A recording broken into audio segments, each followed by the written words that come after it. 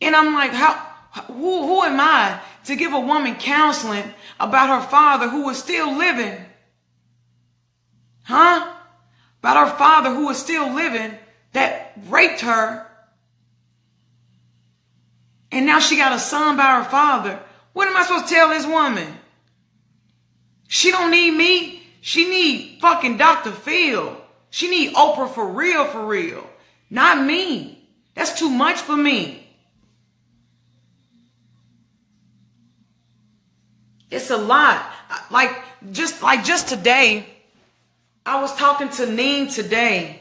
When I'm in Atlanta, I'm usually here for a short amount of time. This is probably the longest time that I have been in Atlanta and not been with my family.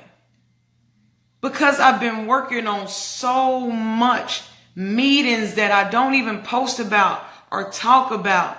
A lot of things that I do during the day that I'm not on my phone. No, I don't clock in for no goddamn body. Are my bills paid? Absolutely. Do I owe anybody shit? Absolutely not. Do I have any fucking thing on my credit that says that I owe anybody anything? No, the fuck I do not. So I can sit on my ass if I choose to. If my kids are taken care of, my fucking lights on, my rent is paid. When people talk shit, I don't give a fuck about that. I just want y'all to know. I want y'all to know because I have money coming in and I ain't never even got to move out of this motherfucking chair. Now, Michelle don't know me, but Michelle know that currency flow. Checks come and I'm sitting right here. So I'm blessed and I'm favored without clocking in for somebody. Don't take on the weight of the world. I'm not trying to take on nothing. I'm not trying to take on nobody's fucking issues or anything. But I'm just saying that it's personable with me, like I shared with Neen today, because of my sacrifices, because I choose to be in Atlanta, because my daughter is going to school where her dad lives, because of acting, because I was flying out to LA so much. You guys don't know I am grateful for the man that I have in my life that support me in this acting career, that could support my endeavors, that is there for me. And I'm not worried about my little girl that's 14 years old. Being away from a 14-year-old, that's one of the hardest things that I've ever had to do. Now the rewards will come. And when we're together, we have a hell of fun. But it is hard doing what I do. And I see so many actors that have to leave their kids with their families to pursue this fucking career because it is not a game. It is not clocking in from a 6 to 2, a 8 to 4, a 9 to 5. You guys don't understand. You can come home every fucking day to your child, but that job that you have, they can cut your fucking ass off at any time. Nobody is safe on their job unless you own that shit. If you clocking in for another person, you can walk in tomorrow, Monday, and they give your ass a pink slip and send you the fuck home. Then what you gonna do? You scrambling, trying to make ends meet, worried about where the next meal is gonna come from. I don't work for no fucking body. I refuse to clock in for anybody. So people take that shit and they run with it. When I tell people that I left the sheriff department in 2012, I ain't never fucking looked back at clocking in for somebody, worried about motherfuckers being over my back, watching me, monitoring me. I gotta go on break when somebody tell me when I can go on fucking break. I gotta tell somebody to watch my post while I go piss. I'll never fucking clock in for no goddamn body again. If I stepped out on faith and God have blessed me and has continued to make things happen in my life without somebody being over my back and waiting every 14 days for a check, fuck a check. I'd rather make my own money and get it by any means necessary than laying on my goddamn back, fucking with a nigga just for a few dollars. I will never do it. So this walk that I'm walking right now, trust me, it is a faith walk. It's hard as fuck to do what I have done, to step out and say, God, I trust you. I trust you that if I leave this job, that you will make a way for me, that you will provide for me. Y'all so worried about a check and going to a job, clocking in for somebody else. The only fucking thing you're doing, you're building a future for somebody else's children and their grandchildren. And what are you doing? You can't give your motherfucking kids a job, but you can leave a legacy for your kids. If you start a business, you can leave that for your kids. You cannot fucking leave a job for your kids. Ain't no fucking way. Ain't no fucking way. It ain't nobody on here that can tell me that you can clock. Because if your ass die, you know what's going to happen? They already got a stack of motherfucking resumes waiting for somebody else to come in and fill your spot, to clock in where your ass was. And what? Candace was a great worker. Oh, John, he was such an intelligent guy. But, oh, hey, I have someone here. Wait a minute. They just graduated from Harvard and they going to get somebody else to sit in that same motherfucking chair you was in. Huh? Come on, man. Come on. We're not leaving nothing for our kids because we're so worried about a job. We're so worried about a job that we don't even trust God, because all of us are gifted.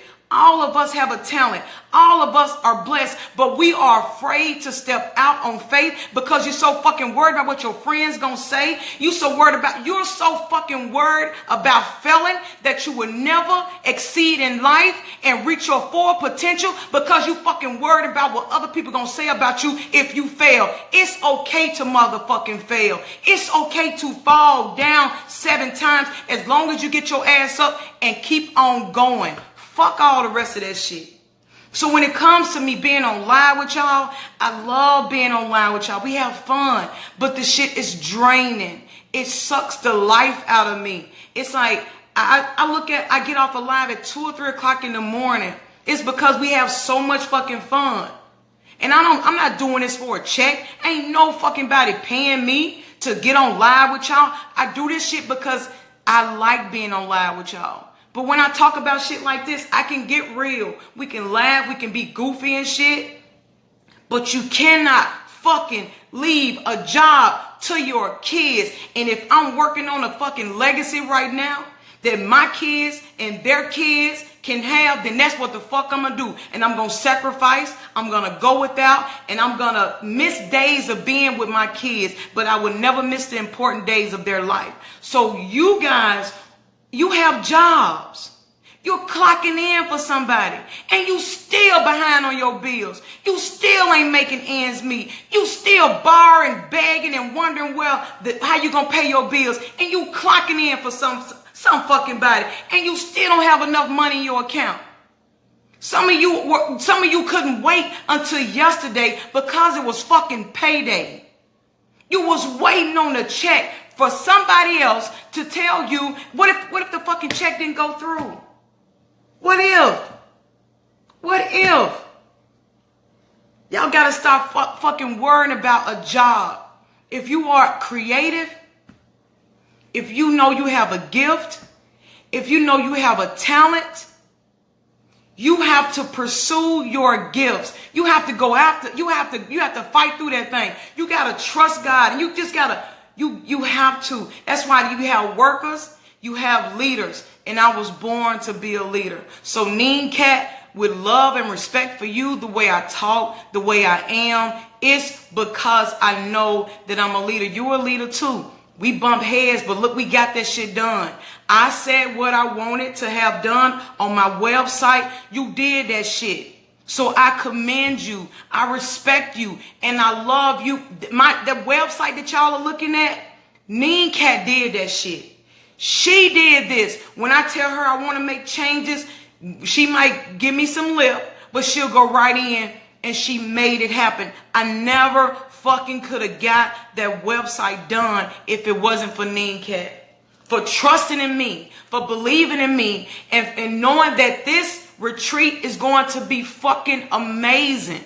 It is going to be amazing because I'm not trying to go into a club for a couple of hours and promote somebody else's motherfucking business. That's not what I'm doing. So I pray and I hope that this retreat starts here in Atlanta and it becomes even bigger. And even bigger than that. The platform is bigger. So all of us can eat. I ain't trying to be the only one eating. It's not about the money that come in. It's about women to start their own business. Women to heal, women to know their worth, women to stop depending on men, for women to just take control for once in their life, take a stand for themselves, for them to say, you know what, I am better than my past. I am better than whatever man told you that you wasn't shit, that you wasn't gonna be shit, and when he left your ass, you thought you didn't have nobody. I want you guys to come to this retreat to get some of this love we got, to get some of this healing, because all of us are hurting in some area of our lives. So whatever we do, we're gonna turn up, we're gonna cry, we're gonna pray, we're gonna have fun. But the most important thing is, whatever you know that you need in your life, I hope that you can come to the retreat and get it. I hope that you can come and get it, because it is necessary for women, black women especially, because we always tearing each other down. We always talking about each other makeup, each other hair, each other body. We're always body shaming each other. But if black women can come together like this, with this fucking retreat, and start developing friendship, getting business ideas together, and work together, we are fucking unstoppable. It ain't nobody that can stop a black woman when she own her shit. I believe in black girl magic. I believe that we are more than white people are afraid of us. White people are afraid of us because we got something in us that came from our grandmamas, our mamas, and our aunties. We saw the struggle. We saw what they went through.